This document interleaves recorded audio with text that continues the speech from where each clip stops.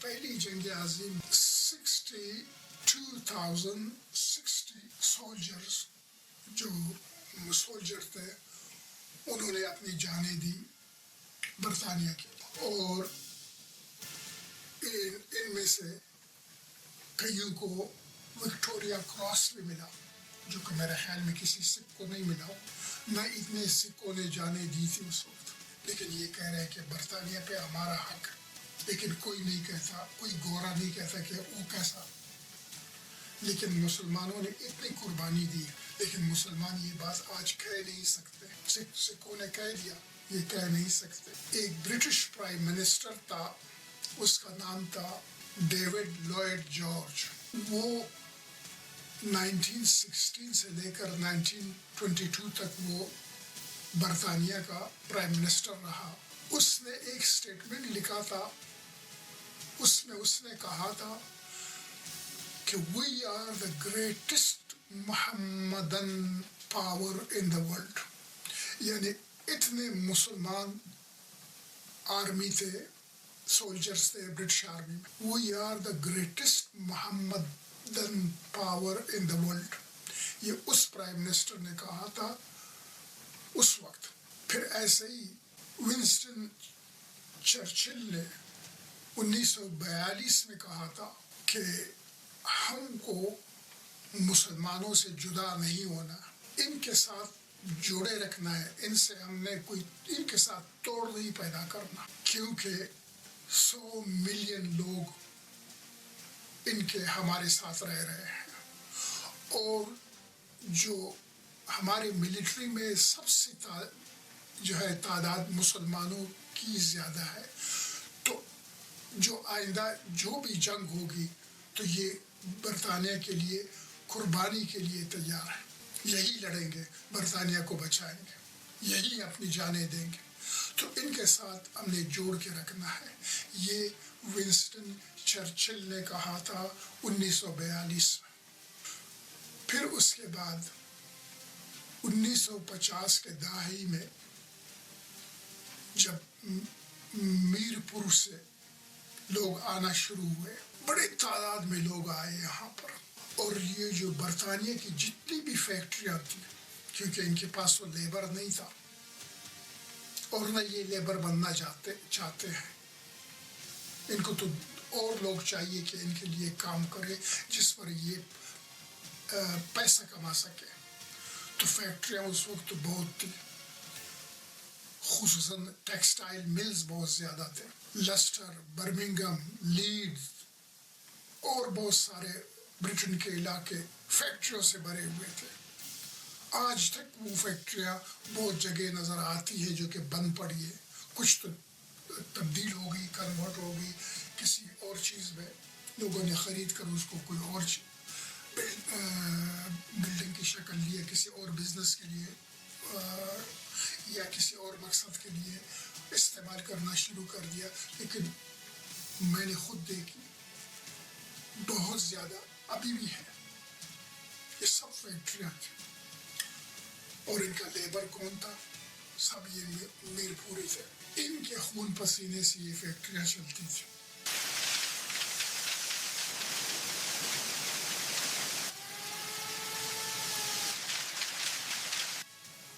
اور برٹن کا مال پوری دنیا میں جاتا تھا۔ اس زمانے میں ہر دوسری چیز کو اگر آپ اٹھاتے ہیں، جیسے کہ آج ہمیں ہر دوسری چیز میڈ ان چائنا ملتی ہے، بلکہ ہر چیز ہی میڈ ان چائنا ہی ملتی ہے، ہر ایک چیز ابھی میڈ ان چائنا ہی ہے، تو اس وقت تقریباً ہر چیز یا ہر دوسری چیز وہ میڈ ان انگلینڈ ہوا، بہت کم کوئی چیز نظر آتی، جاپان، چائنا اس وقت تو تھا ہی نہیں، ان کو نہ وہ بناتے تھے نہ ان کو کوئی جانتا تھا، تو چیزیں جو مارکیٹ میں ملتی تھی، کبھی بہت کم made in U S A کوئی چیز نظر آتی، کبھی میڈ ان فرانس کوئی چیز نظر آتی، کبھی میڈ ان جرمنی کوئی چیز نظر آتی، بس باقی سب میڈ ان انگلینڈ۔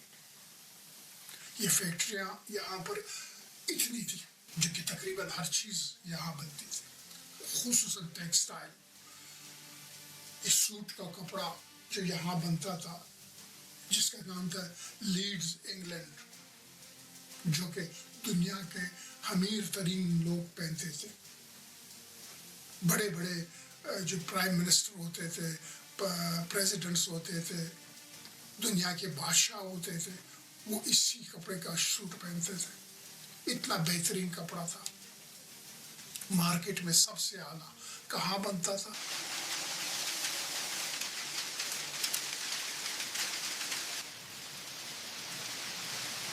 और लेबर कौन था? सब मीरपुरी। इनके खून पसीनों से वो फैक्ट्रियाँ चलती थी।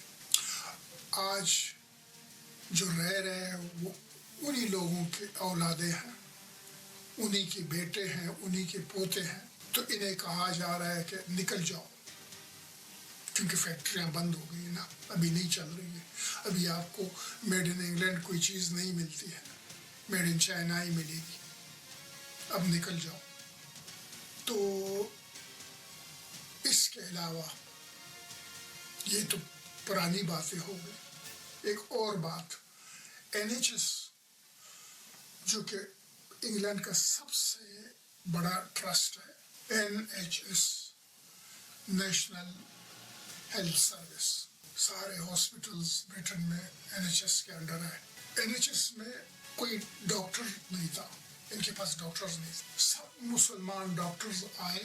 ये उस वक्त जो पाकिस्तान भी नहीं बना था, उससे पहले जो इंडिया था, और जब फिर पाकिस्तान बना, पाकिस्तान से उस वक्त भी आ रहे थे। तो इंडिया और पाकिस्तान से मुसलमान डॉक्टर आए, उन्होंने बहुत बड़ा NHS में रोल प्ले किया, जो NHS को इस्टेब्लिश किया और अपने पैरों पे खड़ा किया।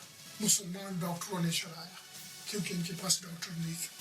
आजकल भी आप जाए हॉस्पिटल्स में बहुत सारे आपको मुसलमान डॉक्टर्स मिलेंगे, अरब भी मिलेंगे, पाकिस्तानी भी मिलेंगे, इंडियन मुस्लिम्स भी मिलेंगे, बहुत सारे मिलेंगे।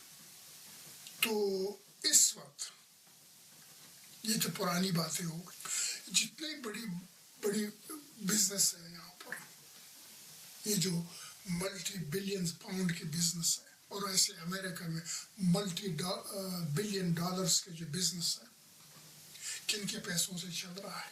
अरब के पैसों से चल रहा है। आज भी अगर अरब अपना पैसा निकाल दे तो ये सारे बिजनेस ठप हो जाए। हर वक्त ये दौड़ते हैं अरबों के पास ट्रेड डील के लिए कि यहाँ पर आकर इन्वेस्ट करो। तो अरब के पैसों से, मुसलमानों के पैसों से ये ममालिक चल रहे हैं, चाहे वो अमेरिका हो, चाहे बरतानिया हो, या फिर कुछ और यूरोप के ममालिक हो। सब हैरिड्स लंदन का सबसे बड़ा स्टोर है, बहुत तारीखी स्टोर भी है और सबसे बड़ा स्टोर है। उसका मालिक कौन है? मुसलमान है, अरब है। तो अरबों का पैसा ना हो ये ममालिक चल ही नहीं सकते। पैसा अरब का है, आगे काम ये चलाते हैं, तो तब ये चल रहा है। तो फिर जो कुरान को इतना बदनाम करते हो, तो क्या गलत हुआ उस कुरान में? फिर क्या गलत हुआ उन मुसलमानों में? फिर कुरान को क्यों जलाया जाता है? फिर मोहम्मद सल्लल्लाहु अलैहि वसल्लम का मजाक क्यों उड़ाया जाता है? फिर मुसलमानों से क्यों कहा जाता है कि निकल जाओ वेस्ट? चलो पहले तो वर्ल्ड वॉर 1 था, वर्ल्ड वॉर 2 था, ब्रिटिश एम्पायर था, वो सब खत्म हो गया। जिन्होंने जाने दी वो तो गए, उनको तो अभी कोई याद नहीं करता। लेकिन ये अभी भी तो मुसलमानों के पैसों से चल रहा है सब कुछ। ये अमेरिका में इतने बड़ी बड़ी बिजनेस, इन सब में अमेरिकन अरब के इन्वेस्टमेंट इन्हीं के पैसों से चलता है। तो फिर भी मुसलमानों से नफरत है, फिर भी इन्हें बुरा भला कहा जाता है। और इसमें मुसलमानों का, हम सब मुसलमानों का इसमें कसूर भी है। वो जैसे मैंने वीडियो के शुरू में बताया कि इत्तेफाक नहीं है, यूनिटी नहीं है। हम खुद ऐसे ही हैं, हम खुद एक दूसरे से नफरत करते हैं। एक ने چھوٹی سی غلطی کی تو اس پہ ویڈیو بنائے جا رہے ہیں اس مسلمان کے خلاف، اور یہ قرآن چلا ہے ان کے یہاں مسلمانوں کی آنکھیں بھی بند ہے، منہ بھی بند ہے، کوئی کہنے والا نہیں۔ یہاں محمد صلی اللہ علیہ وسلم کے کارٹون بھی بنایا جائے، کسی کے مجال ہے کہ کوئی چو بھی نکلے، ایک مسلمان کو پکڑو، اس کے پیچھے ایک دوسرے پہ فتویٰ لگاؤ، وہ اس کو کہے کافر، وہ اس کو کہے کافر۔ یہی سوشل میڈیا بھرا ہوا ہے اس چیز سے۔ ادھر ان کی آنکھیں بند ہیں، جو قرآن کو سر عام گالی دیا جاتا ہے، وہ اس کے تمنیل بنائے جاتے ہیں، یہ نہیں دیکھتے ہیں۔ پہلے زمانے میں تو چلو یہ لوگ کہہ سکتے تھے کہ یورپ، امریکہ، ویسٹ، وہ تو بہت دور ہے، پتہ نہیں وہاں کیا ہوتا ہے، ہم تو یہاں بیٹھے ہوئے، ہمیں تو ساری خبریں تو نہیں مل سکتی۔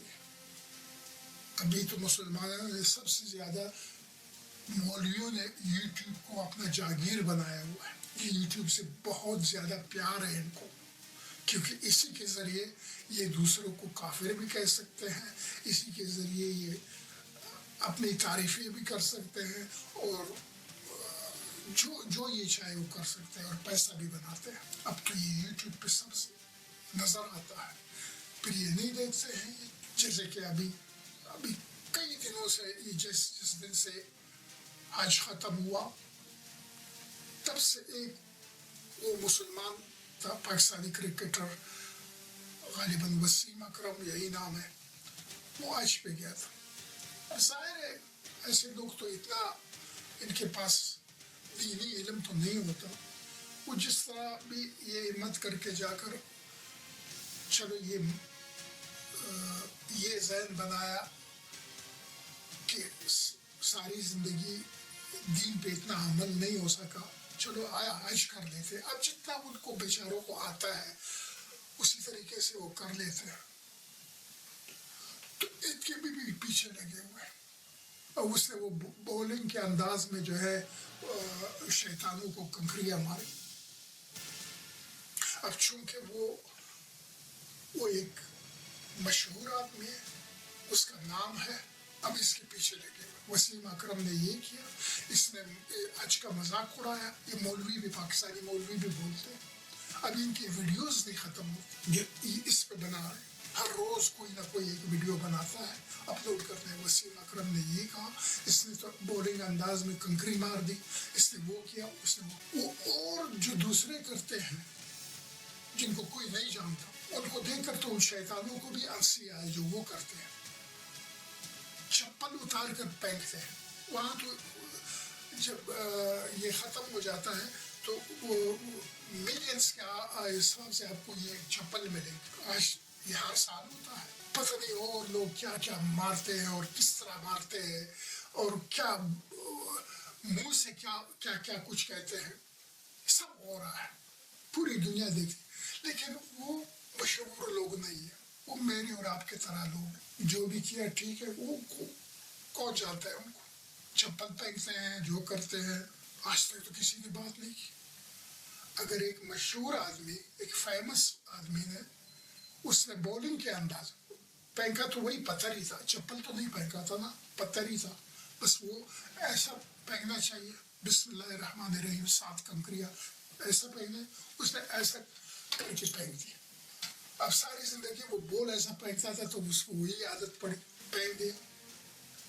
میرا خیال میں کوئی اتنا بڑا جرم تو نہیں ہے، اس سے تو حج تو خراب نہیں ہوا، لیکن پیچھے پڑا ہے، ادھر تو پیچھے پڑے ہوئے، ویڈیوز پہ ویڈیوز اپلوڈ ہو رہا ہے، ایک دوسرے کو کافر کہنے کے لیے ویڈیوز پہ ویڈیوز اپلوڈ ہو رہے ہیں، اور وہاں اتنا اسلام کے خلاف پروپیگنڈا، روز کسی میں یہ دم ہی نہیں، کسی میں غیرت ہی نہیں، کسی میں ایمان ہی نہیں کہ آگے کچھ بول۔ یہی سب سے بڑا افسوس کا مقام ہے، اس میں ہم مسلمانوں کا اپنا قصور ہے۔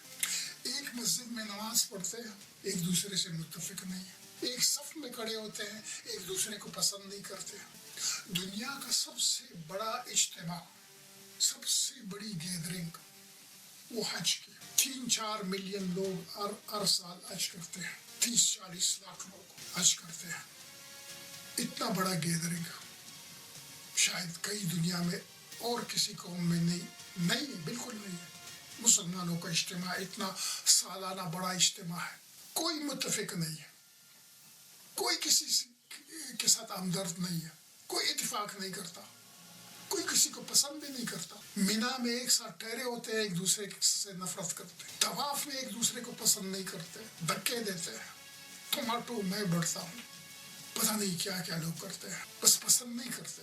اتنا بڑا گیدرنگ، اتفاق نہیں ہے، مسجدوں کے اندر اتفاق نہیں ہے، ایک ہی محلے میں رہتے ہیں، وہ اس کو نہیں جانتا، وہ اس کو نہیں جانتا، یا پھر اگر جانتا ہے تو یہ اس کو پسند نہیں کرتا، وہ اس کو پسند نہیں کرتا، یہی ہمارا حال ہے۔ اور اسی وجہ سے دوسرے ہم پر حاوی ہے، وہ اپنا فائدہ اٹھا رہے ہیں، ان کو پتہ ہے کہ ان میں یہ ایک ہو جائے تو بات کرے گا۔ وہ یہ سکھ جو میں بات کر رہا تھا، وہ اس سکھ نے کرپان مارا، وہ گورا مر گیا، کتنے سارے متحد ہو کر سے جلوس نکل آئے، حالانکہ ان کے خلاف انہوں نے اتنا بولا بھی نہیں تھا، صرف کرپان بین کا بولا تھا کہ کرپان اس کے بعد نہیں ہونا چاہیے ان کے پاس۔ کس طرح یہ نکلے روڈوں پر، مرد عورتیں سب اپنے پیلے جھنڈے اٹھائے، تلواریں وہ اس طرح پکڑ کے کرپان لٹکا کر وہ سٹی سینٹر میں جا رہے تھے اور جگہوں میں جا رہے تھے، یونٹی دکھائی، آنے کی تعداد کم، ہمارے 4 ملین خالی برطانیہ میں رہ رہے، کوئی کسی کو جانتا نہیں، کوئی ادھر رہ رہا ہے، کوئی ادھر رہ رہا ہے، کوئی 30 سال 40 سال سے رہ رہے، کوئی کسی کو جانتا ہی نہیں۔ یہ تو ہمارا حال ہے، کون بولے گا پھر؟ تو یہ افسوس کا مقام ہے ہمارے لیے، شرم کا مقام ہے ہمارے لیے۔ تو اسی پہ میں ختم کرتا ہوں، امید ہے آپ کو یہ ویڈیو پسند آیا ہوگا، تو ضرور اسے شیئر کریں۔ تو ملتے ہیں اگلے ویڈیو تک، تب تک کے لیے اللہ حافظ۔